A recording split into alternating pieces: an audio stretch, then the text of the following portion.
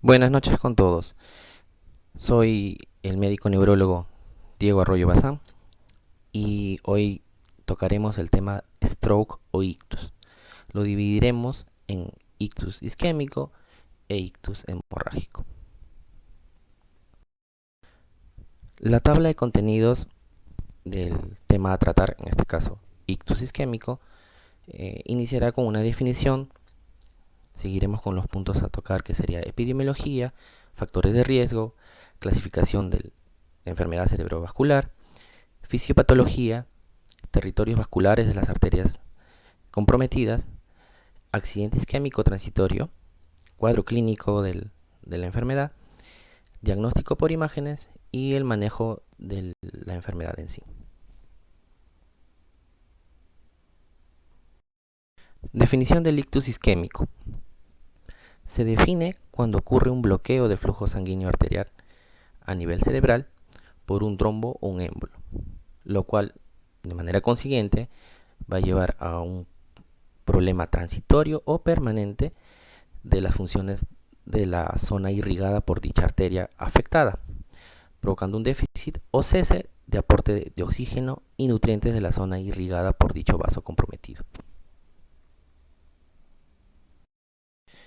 En cuanto a su epidemiología, lo importante de este proceso vascular es que es una de las causas más discapacitantes y de muerte también, no solo a nivel de nuestro país, sino a nivel mundial, tanto en países desarrollados como en países no desarrollados, como el nuestro. El stroke, como acá menciona muy claramente, es una de las principales causas de muerte en el mundo entero. El 72.5% de todas las muertes van a ser provocados por complicaciones de la enfermedad.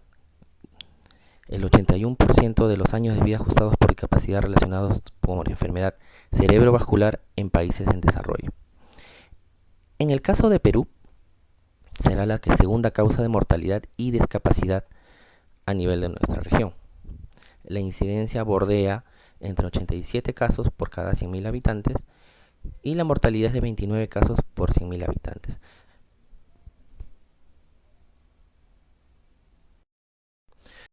Este es un gráfico que nos ayuda a valorar en qué situación aproximadamente estamos con respecto al mundo.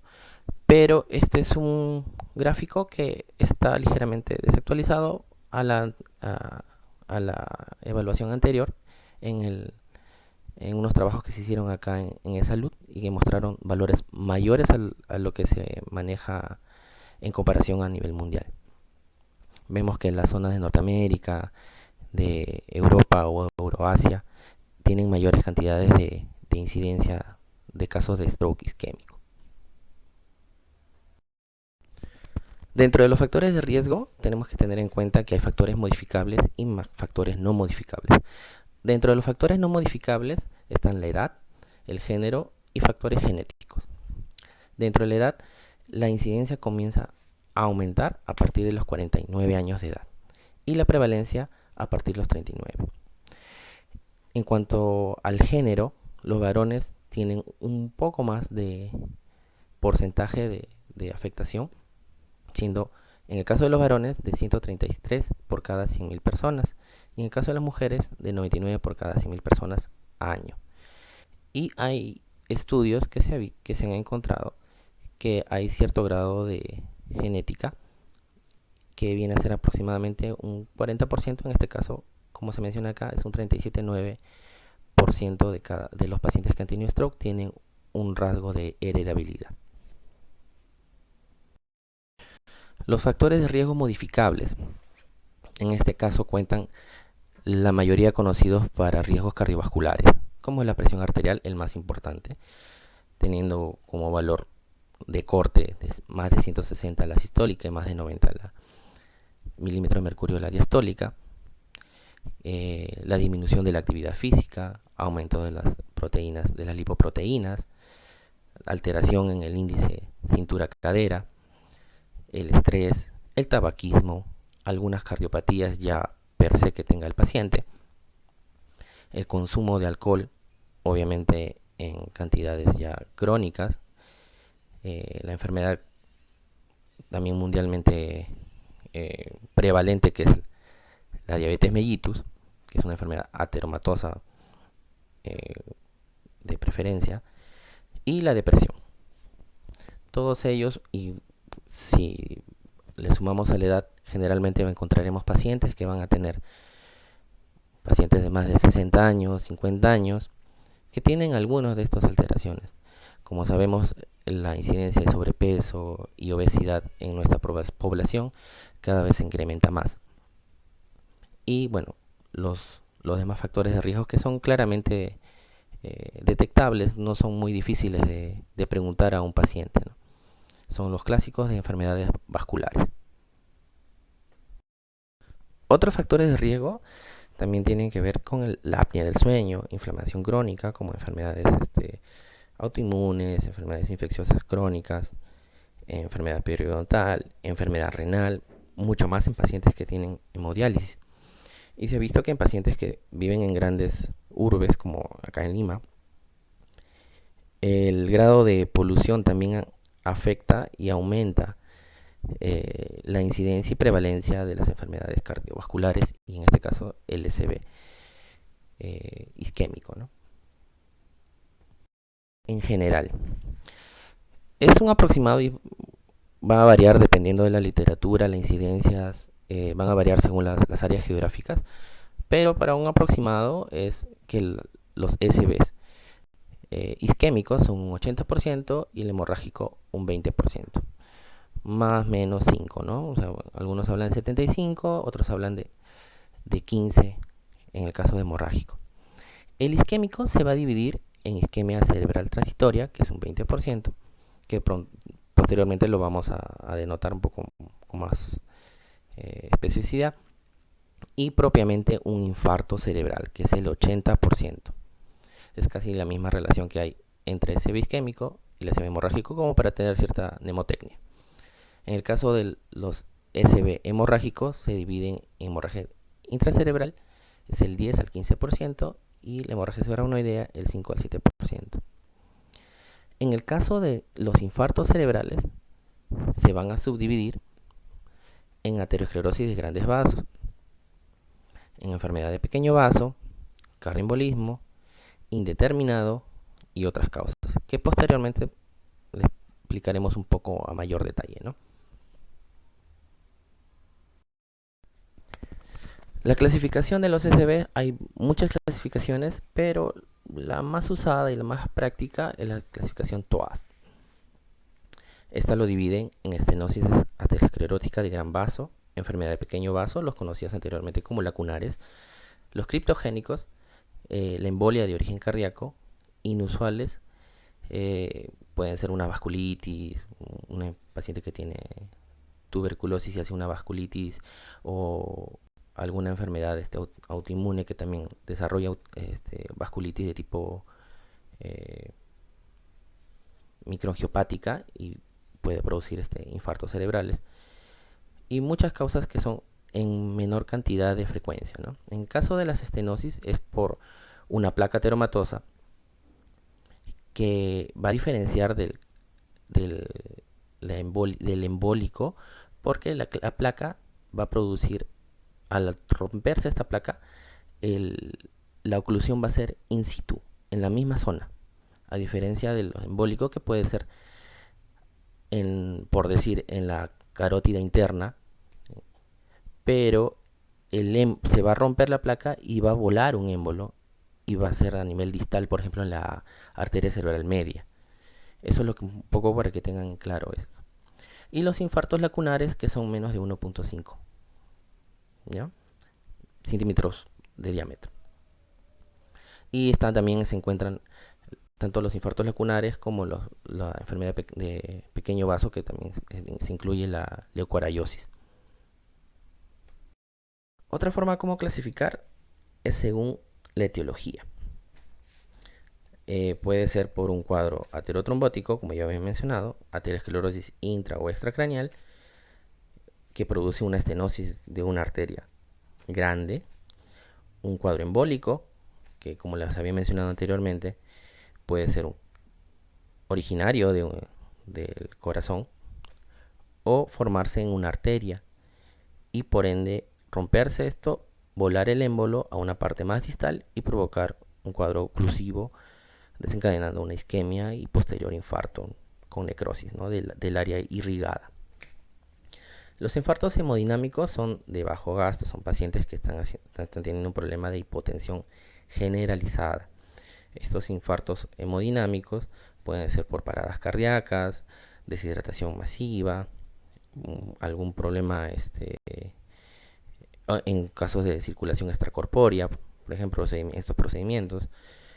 Y lo que va a ocurrir son infartos en las zonas limítrofes, o sea, no va a ser de una arteria en especial, sino en las zonas donde van a tener cierta confluencia, por decir, la arteria cerebral media con la arteria cerebral anterior. En la frontera de estas arterias es donde se van a dar estos infartos. En cuanto a su fisiopatología, como ya hemos mencionado, los SB isquémicos son producidos por oclusión de una arteria. Esto va a conllevar a una disminución del flujo sanguíneo cerebral de la zona afectada y por ende la disminución de la presión de perfusión. Esto va a llevar a una disminución de oxígeno y nutrientes. El más importante en este caso es la glucosa. Las neuronas reciben todo el tiempo glucosa para sus funciones diarias, sus funciones basales. Y estas neuronas no tienen una reserva de glucosa. Entonces, al disminuir el aporte, caen fuertemente las actividades de estas neuronas. Por ende, va a haber una liberación de neurotransmisores, porque al no tener las funciones del ATP, no va a poder controlar la conductancia de iones y va a producir una despolarización. Se va a liberar glutamato al extracelular, activando ciertas cascadas. En este caso, la más importante es con los receptores NMDA.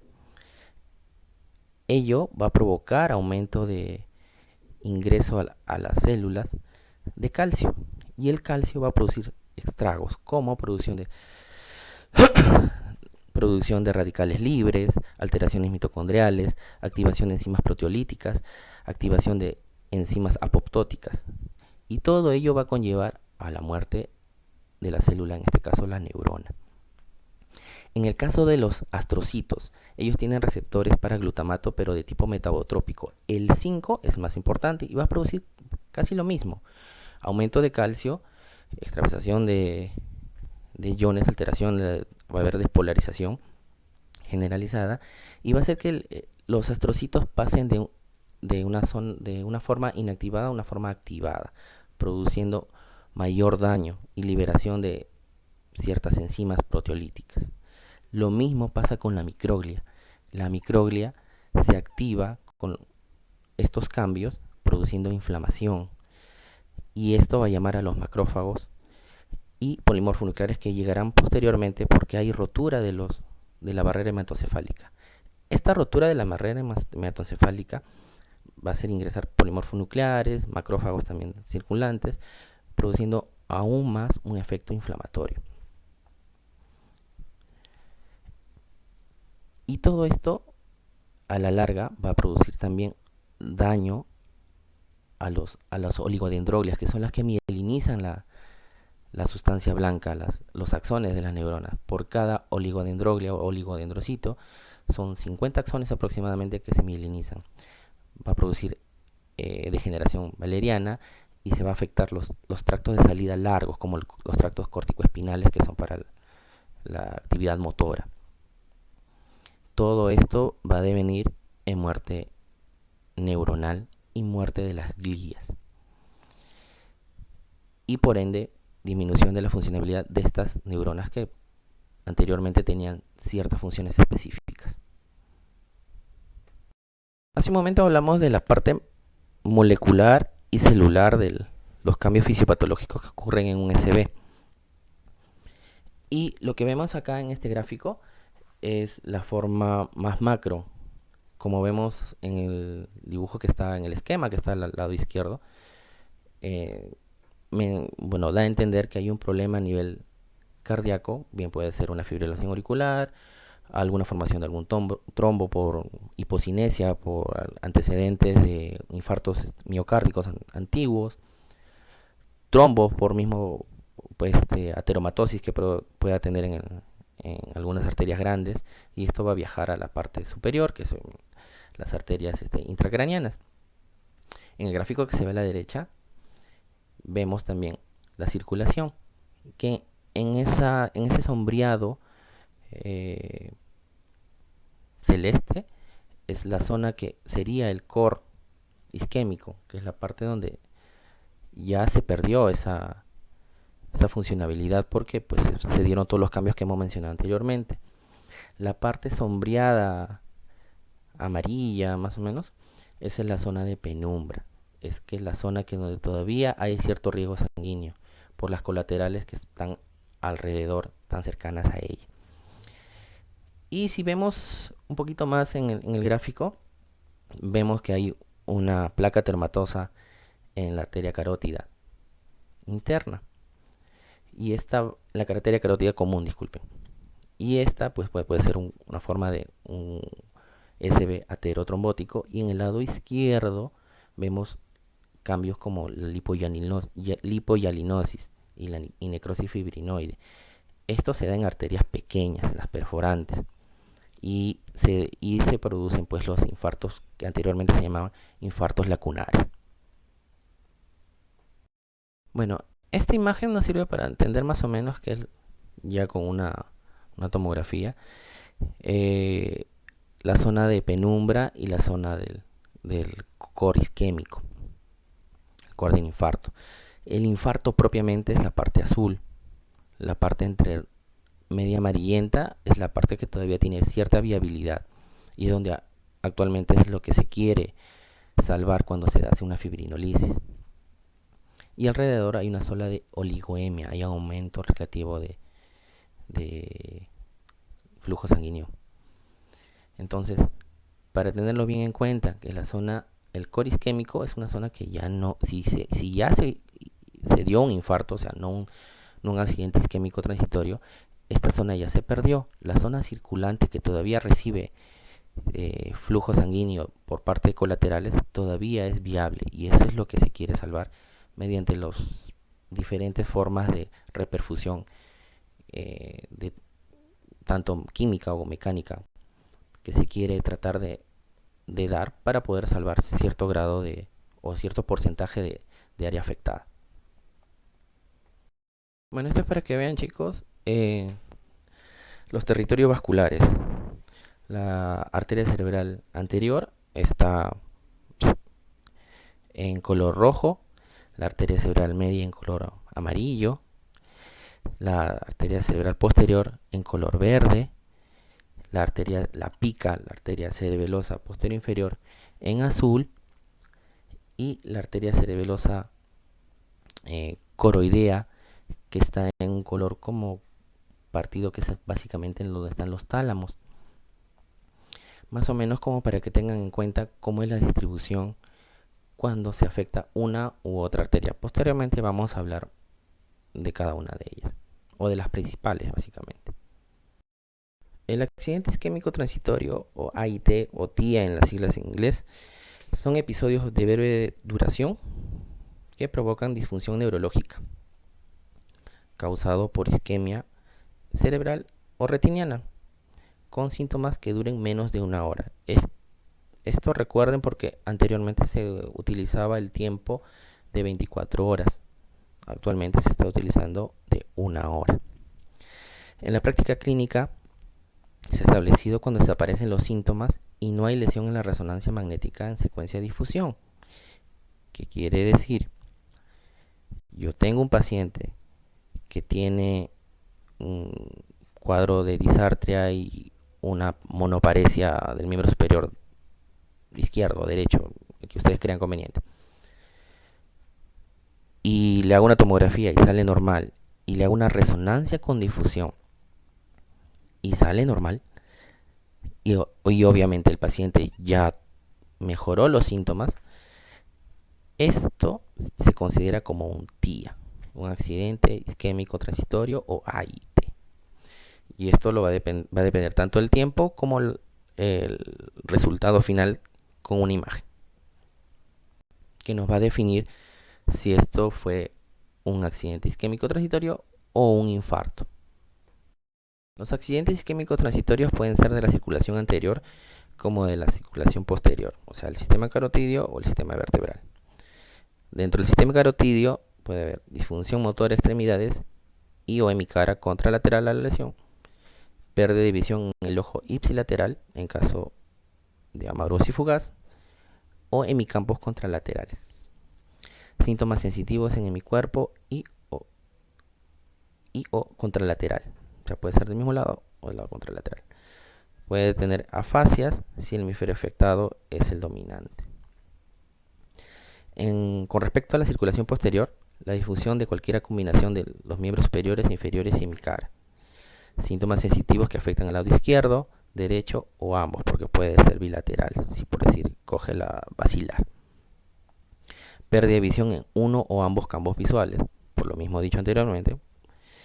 Y presencia de dos o más de los siguientes síntomas: disartria, disfagia, vértigo y ataxia. Tener en cuenta que tienen que ser dos o más. O sea, si solo tiene disartria, no se considera, como en la siguiente diapositiva se mencionará. ¿En qué caso no se considera un accidente isquémico transitorio? Cuando hay progresión de los síntomas. O sea, en vez de que los síntomas cesen, el cuadro persiste, se hace más intenso, se hace más notorio por el paciente. En el caso que haya una amaurosis per se, o sea, no solo fugaz, no solo de unos momentos. Cuando hay alteración de la conciencia, síntomas motores focales relacionados a migraña, si el paciente tiene un aura con problemas de afasia, disfasia, disartria, pues no se va a considerar. Y en lo que le había mencionado anteriormente, que puede tener estos síntomas, pero si solo es uno, no se llegan a considerar un TIA. En caso de vértigo, solo, mareo solo, disfagia, disartria, diplopía, amnesia y drops attack. O sea, los cuadros o crisis de caídas súbitas. Esto no se llega a considerar como TIA si solo están como único síntoma. ¿Ok? Con respecto al cuadro clínico, esto va a depender del territorio irrigado por la arteria comprometida. O sea, ¿qué quiere decir? Si yo voy a tener un problema de la occipital, de la arteria posterior, cerebral posterior, a nivel occipital, voy a tener un cuadro visual. Si de repente tengo en la arteria cerebral media y me afecta el área de Broca, voy a tener un problema de afasia. O solo el área o en cápsula interna en los haces motores, pues solo tendré un cuadro de hemiparesia contralateral. Y esto va a depender, como les dije, del territorio vascular que esté comprometido. Va a determinar el tiempo de inicio del déficit. También hay que tener en cuenta cuánto tiempo tiene el paciente dentro de nuestra anamnesis para ver qué es lo que tenemos que hacer. Posteriormente vamos a ver la importancia de esto. Y para descartar otros diagnósticos. Esto, como les había mencionado, el tiempo va a tener mucho que ver en de que si se puede este paciente puede ser elegido para terapia trombolítica.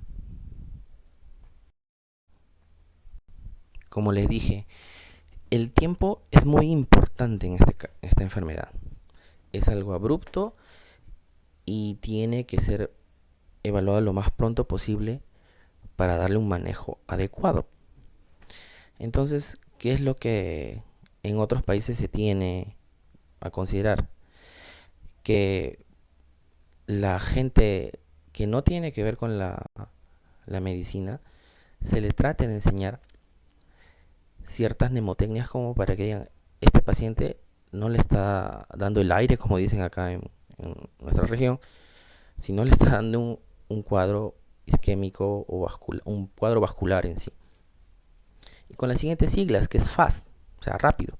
O sea, la primera letra viene a ser por asimetría facial, A de brazos, o sea, tiene que haber una caída de uno de los brazos o de los miembros superiores, problemas del habla, o sea, disartria, y la T de tiempo, que llamar lo más pronto posible a un proveedor de salud para que pueda darle el tratamiento adecuado, ¿no? Y discernir si es que esto es una isquemia o un infarto o de repente algún cuadro que sea muy parecido, pero la idea es que él sea manejado en un hospital y el médico tratante sea el que decida qué hacer con este paciente.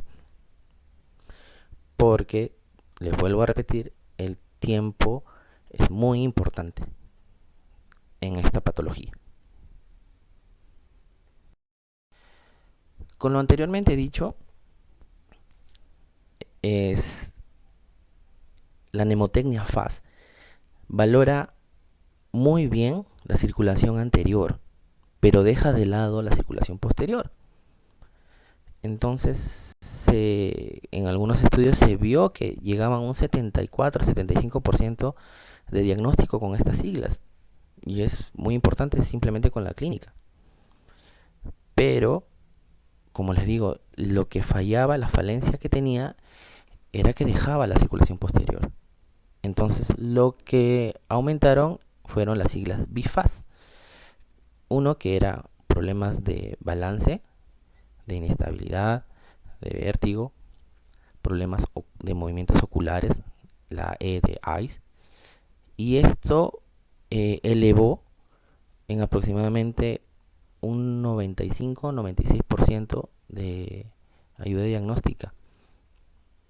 Entonces, esto no es muy difícil de recordar, y esto como a lo que va dirigido es para que el común denominador de las personas lo tenga en mente y esto sea una política de salud, ¿no? Cosa que obviamente no se da acá en nuestro medio, pero eso se apunta y esa es la idea de que no solo nos quedemos nosotros con el conocimiento, sino que las personas también que no son personal de salud tengan idea de esto para que lleven rápidamente a su paciente a un tratamiento adecuado. Vamos a hablar un poco de la circulación anterior, un poco de la circulación posterior. No vamos a definir de manera muy compleja, pero más o menos para que tengan una idea de qué es lo que se puede encontrar en estos pacientes, dependiendo del área afectada. En este caso, la arteria cerebral anterior, como vemos acá en una imagen que se ve por angiografía, la ACA, y es esa arteria que va hacia adelante.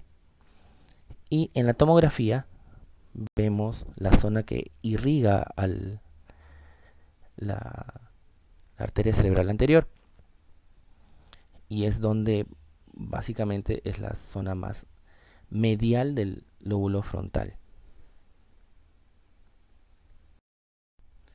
Lo que se muestra acá son los signos y síntomas del síndrome de arteria cerebral anterior. Se encuentra paresia o parálisis contralateral a predominio crural debido a que la distribución topográfica del cerebro, la parte más medial, se encuentran las piernas. Si recuerdan el homúnculo de Penfield, esa es la parte más central, por así decirlo, de este homúnculo. Entonces, por eso tiene mayor afectación en los miembros inferiores. Puede estar afectada ambas arterias y bueno, puede ser una paraparesia, o sea, una parálisis bilateral de miembros inferiores. Y los otros síntomas son asociados al área prefrontal, que tiene que ver mucho con conducta, motivación, actividades ejecutivas. Por eso va a encontrar un paciente con abulia, desinhibición, disfunción ejecutiva, mutismo asinético, que es el grado máximo de apatía. El paciente no quiere hablar no porque no pueda, sino porque no quiere. Más o menos esto es lo que delimita el cuadro de síndrome de arteria cerebral anterior. Acá vemos un seguimiento tomográfico y por un angiotem. El cuadro de un paciente de 60 años de edad, varón, con pérdida severa de la fuerza en miembro inferior derecho y leve, no cuantifica, pero leve en el brazo ipsilateral asociado a hipoabulia. Como vemos ahí, es casi toda la parte medial anterior del cerebro, la zona frontal.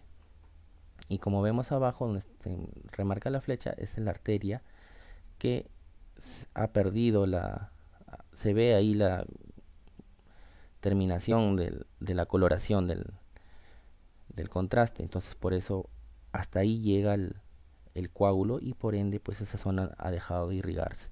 Bueno, ahí vemos un esquema, ¿no? De qué zona ha dejado está comprometida según la tomografía. Eso de la arteria cerebral media, esta es la arteria que más área cortical irriga.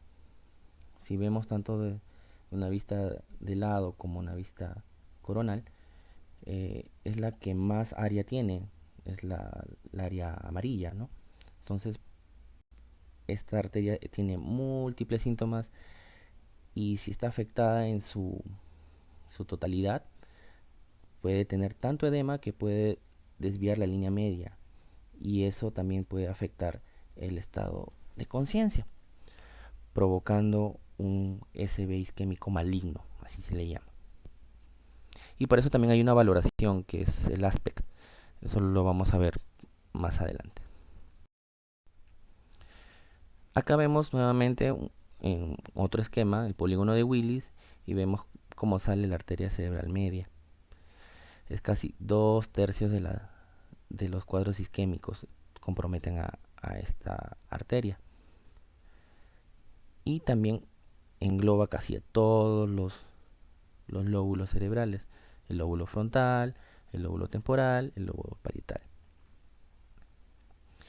Y también son de los donde más hay infartos de tipo de pequeño vaso, o sea, los lacunares, que como les dije, ya no se dice así, pero bueno, para hacerlo más práctico vamos a usar el término infartos lacunares por las arterias lenticuloestriadas, o sea, las perforantes. Acá, como un breve resumen, dependiendo del hemisferio, qué sintomatología daría el síndrome de arteria cerebral media, se ve hemiparesia derecha en grado variable, comprometiendo cara y miembros si es el hemisferio izquierdo, hemihipoestesia derecha en grado variable, con estereognosia, agrafoestesia o confusión derecha-izquierda, heminopsia homónima derecha, disartria, afasia fluente o no fluente, dependiendo qué rama se esté cogiendo, o afasia global también, alexia, agrafia, acalculia y apraxia.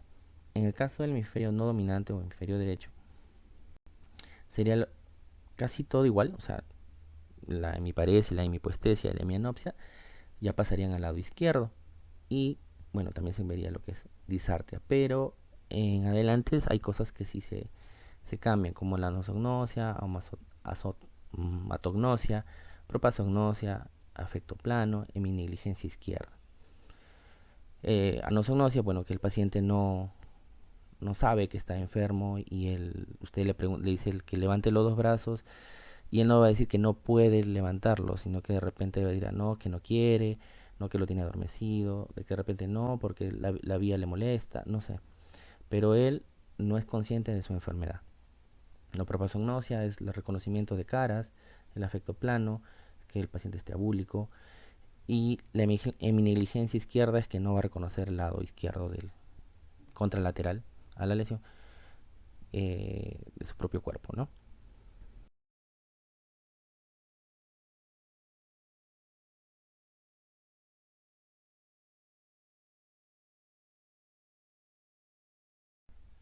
Con el cuadro del síndrome de arteria cerebral posterior, lo más frecuente son problemas a nivel del lóbulo occipital, lóbulo temporal medial y el tálamo. En caso del lóbulo occipital puede ser una menopsia homónima contralateral si solo se da de un lado, pero si la circulación se ha afectado de ambas arterias cerebrales posteriores, se va a encontrar una ceguera cortical. Si es en el lóbulo temporal medial, Puede haber déficit en memoria anterior o retrógrada por el tema del hipocampo, compromiso del hipocampo, alteración del comportamiento, agitación, ira y paranoia por las vías del sistema límbico. Acá es un gráfico como para que puedan ver la circulación posterior. La arteria más grande que viene como ascendiendo es la arteria vertebral. De ahí con la del otro lado forma la arteria basilar y forman pues también las arterias perforantes que están a nivel del puente. De ahí se ve también que sale la arteria cerebral superior y más arriba forma la parte inferior del polígono de Willis. En el caso de el síndrome talámico, que es por la arteria coroidea, en el infarto talámico va a encontrar porque hay núcleos sensitivos, puede haber pérdida sensorial contralateral al lado de la lesión. Algunos pacientes desarrollan un síndrome que es de dolor a todo el hemicuerpo contralateral y se llama síndrome de Dejerin-Rousset. Puede tener también, dependiendo de los núcleos, una fascia transcortical, motora o sensorial, disfunción ejecutiva, disminución del nivel de conciencia, son de los infartos que también son importantes porque puede tener una lesión pequeña pero el paciente no despierta, y alteración de la memoria. Ahora que ya tenemos más o menos un marco de cómo se presentan los pacientes con procesos vasculares, obviamente es el tiempo, la velocidad, la brusquedad del cuadro. La idea también es valorarlo, calificarlo, qué tan grave o qué tan leve es el evento. Y para eso se hicieron muchas escalas. Y la que más se utiliza es la escala NHSS.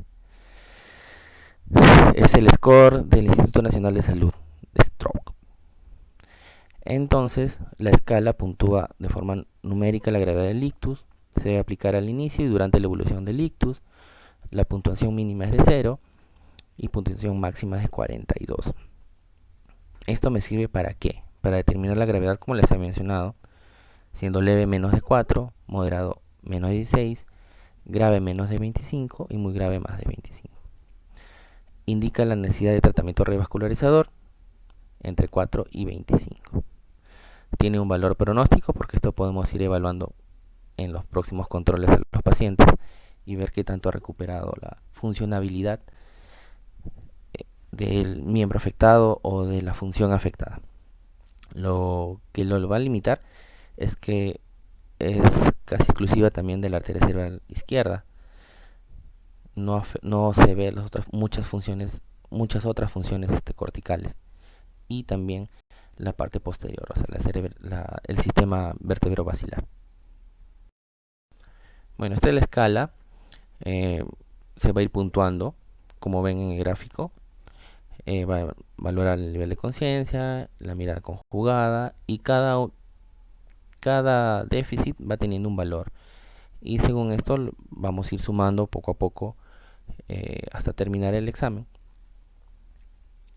El puntaje final del paciente a estudiar, ¿no? Por ejemplo, acá vemos campos visuales por confrontación, la paresia facial, paresia del brazo, tanto del lado derecho como del lado izquierdo. Igual también va a ser con los miembros inferiores. Todo eso me va a ir sumando una cantidad.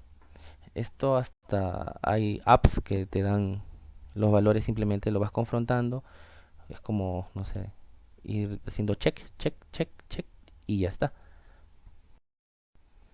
Este es más de lo mismo, la paresia de la pierna, si hay dismetría, o sea, si hay problemas cerebelosos, problemas a nivel del lóbulo parietal con la sensibilidad. El lenguaje también es evaluado y esto también va a ir sumando puntos, ¿no? Y al final valora lo que es la disartria y extinción. Todo esto va a extinción e inatención y negligencia. Todo esto va a dar un puntaje final y esto también nos va a ayudar a ver qué decisión terapéutica vamos a tomar con respecto al paciente evaluado. Esta es otra escala, que es la escala de ranking modificada, que también se utiliza para ver el grado de incapacidad.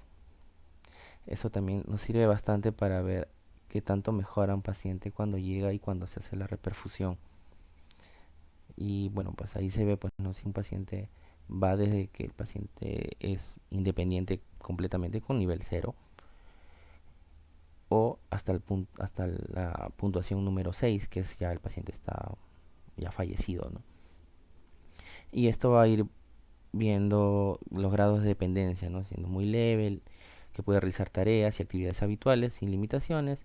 Si es leve, si tiene incapacidad para realizar algunas actividades previas, pero puede valerse por sí mismo sin necesidad de ayuda, o sea, es dependiente este paciente, independiente todavía este paciente. En el caso de que sea moderada, requieren algo de ayuda, pero pueden caminar solos. No sé, de repente el paciente pide ayuda para levantarse, salir de la cama, pararse, pero puede caminar con andador, ¿no? Moderadamente grave, si el paciente ya es dependiente de actividades básicas de la vida diaria, pero sin necesidad de supervisión continuada. O sea, no es que necesite una persona que lo esté cuidando todo el tiempo. Y en el caso de grave, pues es totalmente dependiente. Para todo el paciente va a necesitar ayuda para movilizarse, para alimentarse, para hacer su deposición, su orina, ¿no? Y ahí sí ya cambia la cosa. El diagnóstico diferencial se puede tener en cuenta también, pues hay pacientes que tienen migraña y como le dije, tienen aura y hay que ser bien incisivo con la historia clínica. Entonces de repente si es una aura nada más focal que tiene el paciente o como también hay pues algunos tipos de migrañas que generalmente acá no hay y son raras de por sí, las migrañas plégicas, ¿no? Y estas son de tipo genético y entonces y no son de esta zona, ¿no? De esta región. Pero igual hay que tenerlo en cuenta. Las epilepsias, las parálisis de TOD, ¿no? Posterior a una crisis, el paciente puede tener una parálisis del brazo o de mi cuerpo, pero para eso nos sirve la historia clínica. Los desórdenes vestibulares, que también a veces asustan, piensan que ha tenido un SB y es un vértigo, está de repente periférico.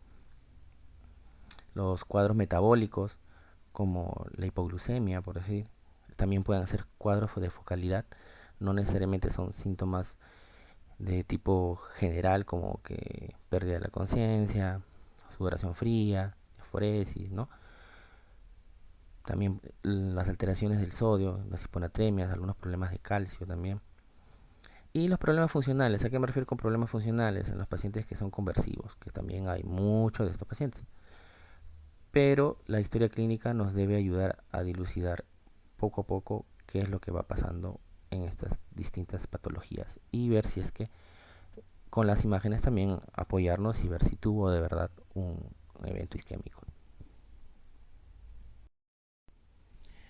Bueno, como todo paciente, por si acaso no todo es neurológico, siempre hay que tener en cuenta algunas otras cosas. Hay que buscarle, hay que pedir a un paciente hemograma, glucosa, creatinina, perfil de coagulación, perfil hepático, perfil lipídico, perfil tiroideo, homocisteína.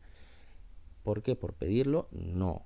El hemograma, en caso de repente tenga un problema de plaqueta, de aumento de plaquetas, una trombocitosis, problemas de, no sé, policistemia vera, no, eso no serviría en parte. Y también porque los pacientes que tienen anemia tienen, si de por sí tienen menor aporte de oxígeno, en estos cuadros se nota mucho más y el core que les había mencionado hace un momento es mucho mayor en estos pacientes. O sea, la reperfusión a veces no ayuda como esperamos. Entonces también hay que ver esos factores. Problemas renales en caso de urea, creatinina, la glucosa, como ya les había mencionado, un cuadro de hipoglicemia. Y bueno, posteriormente vamos a hablar acerca de los valores de glucosa, ¿no? Pero también la hipoglicemia y la hiperglucemia también alteran el resultado de estos pacientes. El perfil de coagulación por obvias razones, ¿no? Si tenemos un cuadro hipercoagulante, pues obvio que vamos a tener un evento isquémico de cualquier zona, ¿no? En caso de cirrosis, con los controles lipídicos, sabemos también el LDL también es uno de los factores de riesgo. el colesterol para la formación de un posible trombo o placa traumatosa, en los pacientes tiroideos. ¿Por qué? Porque me serviría también para ver si es que hay probablemente estos pacientes también a veces hacen fibrilaciones auriculares, alteraciones en la presión arterial, en la frecuencia cardíaca, y la homocisteína también, porque pues es un elemento muy protrombótico, ¿no? Dentro del diagnóstico por imágenes, la tomografía cerebral es el examen más importante que tenemos que realizar al paciente en el tiempo más breve posible. Como ya saben que es para descartar que sea un evento hemorrágico, porque los cambios en una tomografía no se van a notar hasta las 6, hasta las 24 horas, ¿no? Algunos síntomas, algunos signos precoces se pueden encontrar, pero el objetivo, la importancia de la tomografía sin contraste y que sea rápida es descartar un SB hemorrágico. La resonancia magnética también nos va a servir con difusión y o perfusión para determinar el área del core isquémico o el core del infarto y ver qué cantidad de área de penumbra nos podría servir, ¿no? Más que nada la perfusión.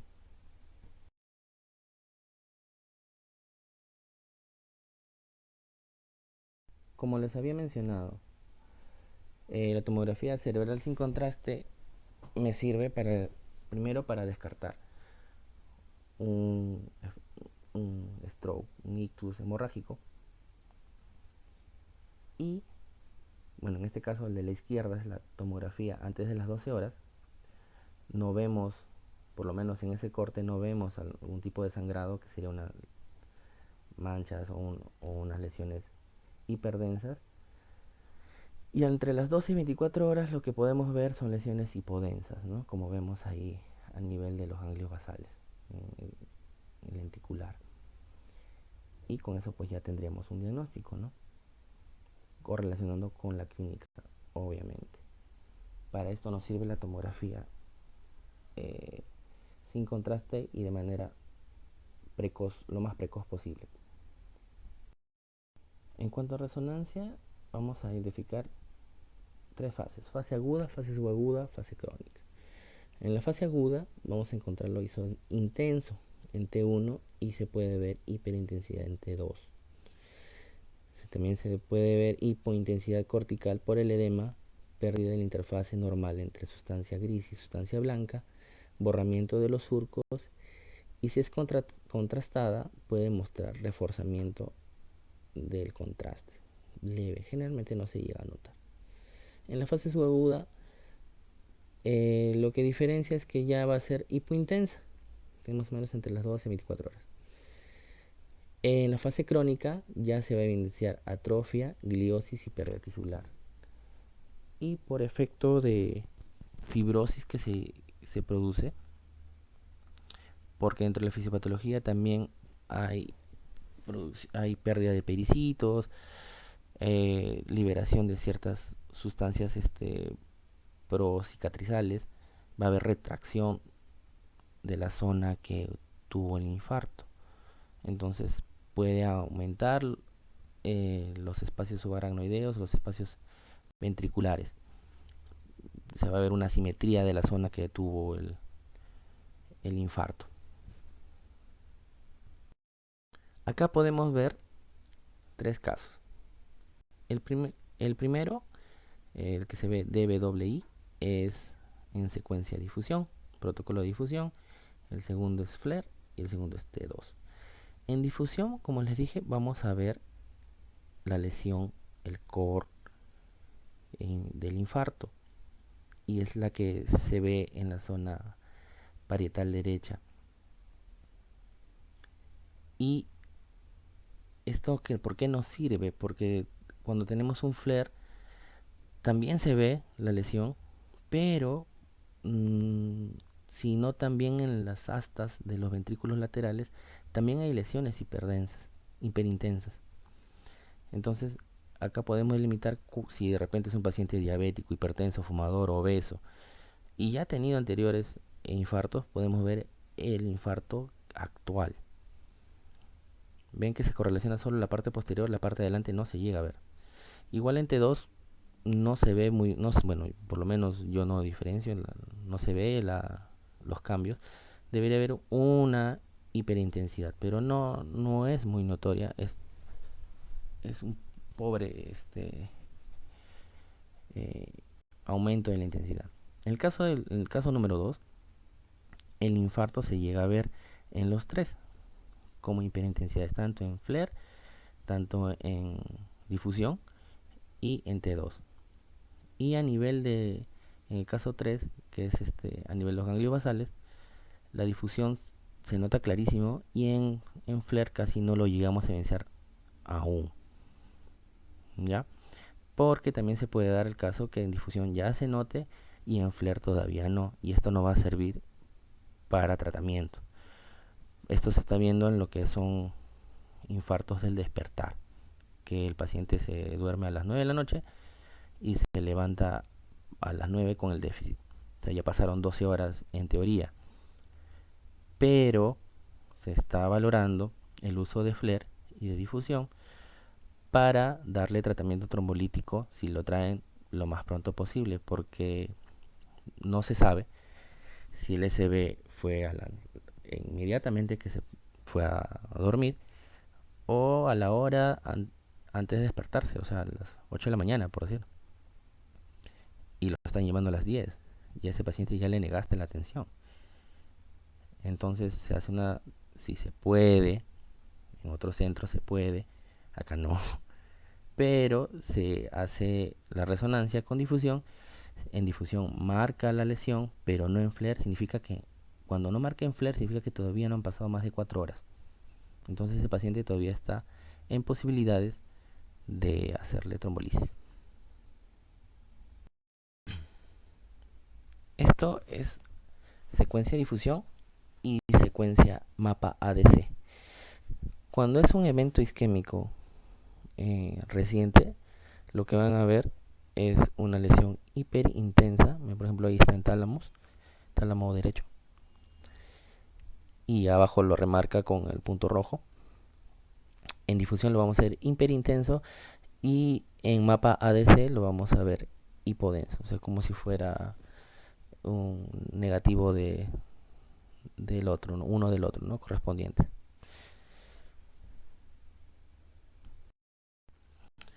En el caso de perfusión cerebral, la primera a la izquierda, lo que vamos a ver es una hipodensidad con borramiento de surcos, pérdida de la interfase cortical y subcortical, con cierto edema que me está empujando un poco el asta del anterior del ventrículo lateral. Y en la siguiente vemos que esa zona está menos pintada o más azul, ¿ya? Y en la siguiente, o sea, la que ya está al extremo derecho, es el mismo paciente que se le hizo trombolisis y mejoró el área de perfusión cerebral que hay. O sea, o sea, la primera es, el paciente le da un SB, se le hace un estudio de perfusión cerebral antes de la trombolisis y luego la trombolisis. Entonces vemos que el core sigue ahí, pero la área circulante mejoró el flujo sanguíneo cerebral. Abajo es lo mismo, pero en la izquierda vemos, no sé si se llega a ver bien, pero hay una pérdida de la continuidad de la arteria cerebral media, que es la que se ha afectado, ¿no? Del lado derecho, en la reconstrucción en 3D. Esto es lo mismo, vemos una tomografía normal, de una lesión en la arteria cerebral media, derecha, en una tomografía normal, en la otra sí son por perfusión Vemos una angiografía donde antes de la perfusión, donde está la flecha, está obstaculizada la arteria, no pinta toda la arteria en su totalidad. Y cuando se le realiza la perfusión, vemos que ya la arteria se encuentra en el gráfico siguiente. Y arriba se ve por reconstrucción 3D. Y la F es por resonancia con difusión. Uno de los scores que se puede utilizar, pero esto es mediante tomografía, no es como en el NIS o el ranking que es clínico, ¿no? No se evalúa al paciente, en este caso evalúa una tomografía. Es para valorar pues el grado de severidad de la afectación de la arteria cerebral media. Esto es al contrario, o sea, no suma puntos, más bien es resta puntos. Comienzas con una valoración de 10 y dependiendo de dónde se encuentre la lesión o las lesiones, o la lesión es muy grande, le va a ir restando puntos. ¿Qué quiere decir? Que si vemos un aspecto de 10, significa que no se ve en tomografía una lesión. Si vemos un aspecto de 0, significa que todo lo que irriga la arteria cerebral media se encuentra afectado. Y eso lo vamos a ver en la siguiente diapositiva. Este es el score aspect. Acá vemos los puntos donde vamos a valorar. Son 10 puntos en total. Con esa plantilla se cuantifica qué zonas hay en la tomografía. Si el caudado, si el lenticular, la cápsula interna, M3, la ínsula, M1, M2, M3. Y la primera es ganglionar, o sea, donde están los ganglios basales. Uno más arriba, postganglionar, vamos a ver M4, M5, M6 y con eso cerramos los puntos de valoración del aspecto. Lo mismo vemos acá, pero ya en una tomografía. La primera, la de la izquierda, es ganglionar y la otra es supraganglionar. ¿Ya? Lo mismo, pero en lo otro era un esquema, ¿no? O sea, es el caudado, el lenticular, la cápsula interna, la ínsula, M1, M2, M3. Por encima de los ganglios vamos a ver M4, M5, M6. Esto ya es con un paciente. Bueno, vemos acá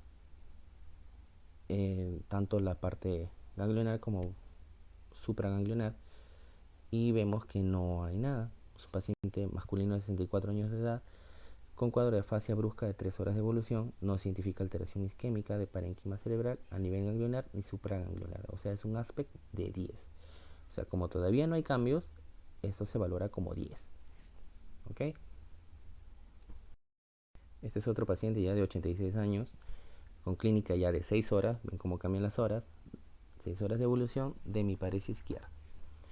Presenta afectación a nivel de la ínsula y en los territorios corticales M2, M3, M4, M5.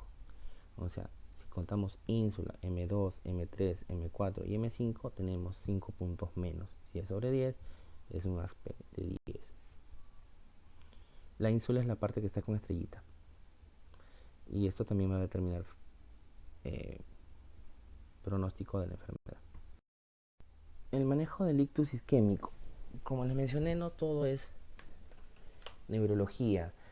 También hay que valorar al paciente en un completo, ¿no? O sea, en un conjunto. Entonces, ¿qué es lo que tenemos que tratar? El ABC, o sea, que tenga una buena vía aérea, una buena presión, que tenga una buena glucosa, temperatura y ya cuando el paciente esté estable en sus parámetros, intentemos hacer la recanalización. Dependiendo si este paciente tiene todas las de todo, si es elegible para hacer una recanalización tanto por el tiempo, porque no solo es el tiempo, de repente es un paciente que usa warfarina o ha tenido un evento hemorrágico hace un mes, ese paciente ya no se piensa, simplemente se le dan las medidas de cuidado y ya no se hace la trombólisis, la recanalización. Entonces hay que manejar todas estas variables. ¿Ok? Como ya le había mencionado anteriormente, el manejo inicial va a tener mucho que ver la vía aérea y la oxigenación, el control glicémico, la presión arterial y la temperatura. O sea, son cosas que lo hace la enfermera y eso hay que pedirle un buen control todo el tiempo. O sea, no solo esperar a que si se subió mucho la temperatura, mucho la presión o no tiene una buena saturación, eso hay que valorarlo nosotros y ver qué posibilidades le podemos dar a estos pacientes. Con respecto a la vía aérea oxigenación, bueno, hay que asegurar una buena vía y tener, dependiendo del estado de conciencia, obviamente si tiene una escala de Glasgow menor a 8, este paciente va a necesitar ventilación, intubación, tratar de mantener una saturación mayor al 94%, no hay beneficio de oxígeno suplementario si el paciente no lo requiriera y eh, se intentó con oxígeno hiperbárico, pero tampoco se ha visto mejoría tanto en el ranking como en la escala de NIS. Entonces, si tenemos un paciente que tiene problemas oxigenatorios, eh, a ver, lo planteamos distinto. Si tenemos un paciente que está cursando con un cuadro isquémico, o sea, falta de oxígeno, y sobre esto tiene menor ingreso de oxígeno, entonces obviamente tenemos que intentar estabilizar a este paciente para que tenga el mayor aporte de oxígeno y lo poco que le llegue al área de penumbra le llegue por lo menos lo necesario, ¿no? No en déficit.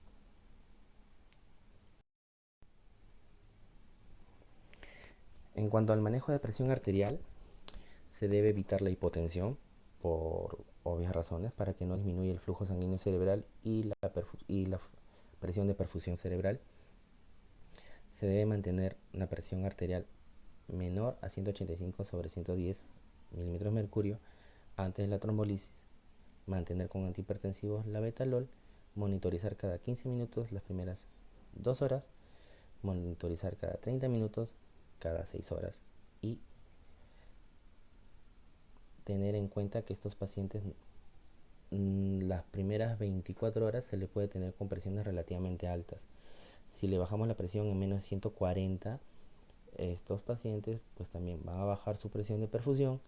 O sea, en teoría es un paciente que debe recibir una presión normal, pero necesitamos que aumente un poquito, forzar un poquito la presión de perfusión a costas de elevar un poco la presión. Obviamente no tan alto. Es un valor no probado, pero se tiene que mantener por lo menos entre 180 y 185 la presión arterial. En cuanto a la temperatura, hay que evitar tanto la hipertermia como la hipotermia. Algunos trabajos han intentado hacer hipotermia terapéutica y no se ha visto mayor beneficio. Y también evitar la temperatura mayor a 38 porque esto aumenta el metabolismo basal y si tenemos unas neuronas que están sufriendo porque su metabolismo está afectado por disminución del flujo sanguíneo, por disminución de nutrientes y oxígeno, no le podemos exigir más a estos pacientes. Entonces esa área le provocamos más noxa. Entonces hay que tratar de mantener una presión entre 37 a 38. Y bueno, se ha visto estudios que han aumentado la mortalidad si estos pacientes lo tienen más de 38 grados centígrados. Igualmente con la glucosa. La glucosa también se debe mantener dentro de valores aceptables. Evitar la hipoglicemia, menor a 60 miligramos por decilitro y evitar la hiperglucemia durante las primeras 24 horas, porque esto se ha encontrado peor pronóstico en la disfunción neurológica. Más o menos mantener entre 140 hasta 180, porque son pacientes que necesitan una buena nutrición, un buen aporte calórico, porque estas neuronas están sufriendo, ¿no? En la zona de penumbra, que es lo que se intenta salvar. Otros aspectos del manejo es una monitorización y manejo del edema cerebral si es que lo hubiera. con tomografías cada 48 a 72 horas si es que se vislumbra un compromiso de la arteria cerebral media en su base, y esto pues conllevarme afectación de toda la arteria cerebral media con edema que me provocaría pues este aumento de la hipertensión endocraniana. Y también tenemos que tratar algunas complicaciones como son las infecciones, las arritmias. Si un paciente que viene fibrilando, obviamente tengo que pedir ayuda al cardiólogo y que valore su afección del ritmo, ¿no?, cardíaco, para evitar posteriores eh, eventos isquémicos. También puede tener edema pulmonar, trombosis venosa profunda, porque son pacientes que pueden quedar durante mucho tiempo hospitalizados. Los objetivos de la reperfusión, ya entramos en el punto ya terapéutico tal cual, ¿no? Es lograr la recanalización de la arteria ocluida, optimizar el flujo colateral, lo cual va a evitar fluctuaciones de la PAM, o sea, la presión arterial media, evitar el desarrollo de lesiones secundarias, ¿no?, como puede ser también sé que haya una transformación hemorrágica, ¿no? Y estos pacientes tienen que mantener sus funciones vitales, como las hemos mencionado anteriormente, estables. La trombólisis química, o sea, el uso de alteplase, actualmente está indicado entre las 4.5 horas. Va a depender del NIS, va a depender de la glucometría también. Que no se puede hacer un paciente, le tiene que pedir antes una glucosa para evitar que estemos trombolizando a alguien que solo está haciendo hipoglicemia. Y la presión arterial y una tomografía no contrastada para asegurarnos que esto no es un evento hemorrágico. ¿Cómo funciona el alteplase? El activador tisular de plasminógeno recombinante, o el RTPA. El TPA se une al plasminógeno. Esto va a degradar fibrina. En ambientes que no se encuentre una densidad, una concentración alta de fibrina, va a tener poca actividad. Pero como esto es un evento, se ha coagulado, hay mallas de fibrina, entonces el TPA lo que va a hacer es degradar. Es una glicoproteína de serina. Entonces va a degradar los enlaces de fibrina y va a producir la recanalización de la arteria ocluida. Este es otro gráfico que muestra de manera más práctica cómo actúa, ¿no? Estamos en el lumen o la luz del vaso. TPA se junta con el plaminógeno. Esto va a activar plasmina y esto va a producir lisis de fibrina del coágulo que se ha formado, formando productos de degradación y aperturando el canal que se ha coaptado, ¿no?, por la coagulación que ha habido, tanto por el trombo o por la formación de un trombo o por la llegada de un émbolo. Bueno, como ya lo había mencionado, el alteplase es un activador tisular de plasminógeno recombinante. Es una proteasa de serina que transforma plasminógeno a plasmina, y la dosificación es en 0.9 miligramos por kilogramo, máximo 90 miligramos, pasarlo en una hora y pasarlo en un minuto en bolo el 10% de la dosis que me ha salido por el paciente a tratar. Bueno, las complicaciones de la transformación hemorrágica. ¿Cuáles son los factores de riesgo para transformación hemorrágica? Edad avanzada, hiperglicemia, diabetes mellitus, hipertensión no controlada, hipodensidad extensa en tomografía, por eso que nos sirve el Aspex, y bueno, una reacción alérgica a este medicamento, ¿no? En caso de transformación hemorrágica, bueno, se detiene la infusión, se hace una nueva tomografía, se trata de controlar la hipertensión, se trata de revertir el efecto fibrinolítico mediante crioprecipitados, 10 unidades, o ácido tranexámico. O sea, básicamente, si un paciente no nos está yendo bien porque aparece o empeoramiento del cuadro clínico posterior a la terapia de fibrinolisis, hay que parar el tratamiento, hacer una nueva tomografía para confirmar que hay un sangrado y controlar la hipertensión, porque básicamente se manejaría como un hemorrágico, ¿no? Bueno, acá también se ven las contraindicaciones. Si pasa del tiempo ya mencionado más de 4.5 horas, tiene una edad más de 80 años, un NIS mayor de 25, que no tenga que tenga un stroke isquémico en el lapso de 3 meses, ha tenido un TEC severo también en ese tiempo, una disección de aorta, una historia de hemorragia intracraniana, un ictus hemorrágico, hay un sangrado de otra zona y bueno, el uso de anticoagulantes, los signos vitales que ya me he mencionado, básicamente los que yo les dije, pero todo al revés. O sea, la presión arterial que se llama de 185 sobre 110 la diastólica, pues hasta no corregirlo, pues no se le dará. Si la glucosa está hipoglicémico, tampoco. Si hay trombocitopenia, se le pasará de repente plaquetas, pero no. El uso de anticoagulantes también afecta esto. Si vemos una hemorragia intracraniana, obvio que sí, o es muy grande el infarto cerebral, tampoco, por lo mismo que les he venido mencionando. Básicamente eso es un resumen de todo lo que les he dicho, pero en contrario. Bueno, estas son las nuevas indicaciones que se están dejando. Como les había mencionado hace un momento, si se puede tomar una resonancia magnética que muestra un infarto en difusión, pero no en flare, refiere que el ictus es menor a 4 horas. Es un wake up trial. O sea, se puede llevar hasta 9 horas en este caso. La validación de su uso hasta 9 horas en el extend trial también se ha visto que sea menos de 2 puntos de escala de ranking, un NIS entre 4 y 26 y que haya demostración de zonas hipoperfundidas por estudios de perfusión o difusión. O sea, ¿qué quiere decir? Que tenga un core pequeño, que el SB que se ve, el infarto que se llega a ver, sea pequeño y más sea el área de penumbra. O sea, que haya que salvar, porque si no, no tendría sentido. Más tiene los riesgos de sangrado que los beneficios de recanalización. Bueno, estas es las indicaciones de terapia endovascular, o sea, una trombectomía, ya es un procedimiento ya más invasivo.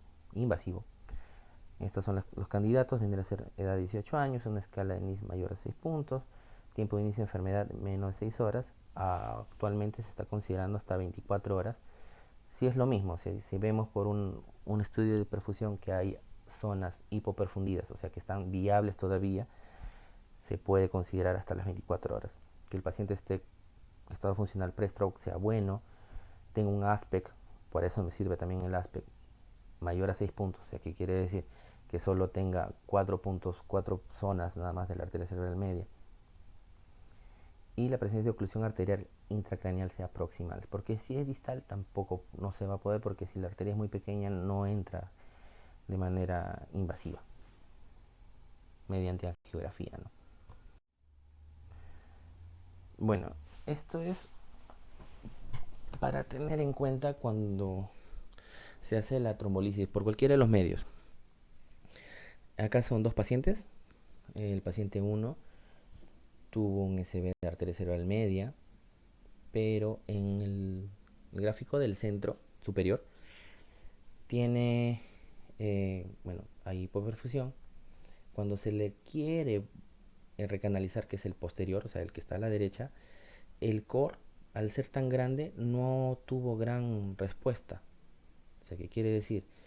Yo tengo un SB y tengo un core grande, por más que lo trombolice o le haga una trombectomía, no se va a tener gran respuesta porque el core, o sea, la parte que ya está necrosada, está ya muerta, no va a dar una buena funcionabilidad porque esa masa cerebral ya se perdió. A diferencia del paciente de abajo, es básicamente la misma zona, muy parecido. Pero si vemos en la imagen que está hacia la derecha, o sea, la tercera, el core es pequeñito y por eso este paciente tuvo mejor respuesta al tener una trombolisis. ¿Ok? O sea, no solo va a depender del tiempo, no solo va a depender si tiene los criterios de elegibilidad. le hacen la trombolisis también puede quedar con déficit motor. O sea, tampoco es que no se pueda evitar por completo el- la lesión isquémica o recuperar la funcionabilidad. Eso también tienen otros factores que va a depender que produzcan el core sea mayor o sea menor. ¿Ok? Bueno, ¿qué hacemos con los pacientes que no se le puede hacer fibrinolisis?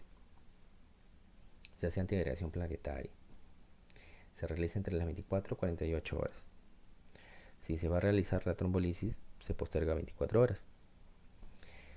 Y se trata en los pacientes también, o sea, solo se hace esto si los pacientes tienen un NIS, una escala de NIHSS,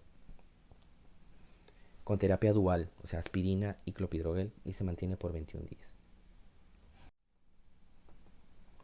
Bueno, con respecto a la prevención secundaria, y bueno, nuevamente los antiplaquetarios y controlar factores de riesgo, ¿no? O sea, la hiperlipidemia en general, manejado por los LDL, los antiarrítmicos, usar antirrítmicos, usar anticoagulantes si que fuera necesario, tuviera una patología del ritmo cardíaco o una hipocinesia que pueda producir eh, trombos, el buen manejo de hipertensión, mantener un buen peso del paciente, un mejor aporte nutricional para que este paciente tenga una buena formación de proteínas y por ende también tenga una buena rehabilitación. Todo esto ya se verá posterior al cuadro agudo. Bueno chicos, esta es la última diapositiva y espero que tengan preguntas para lo que queda de la clase. Gracias.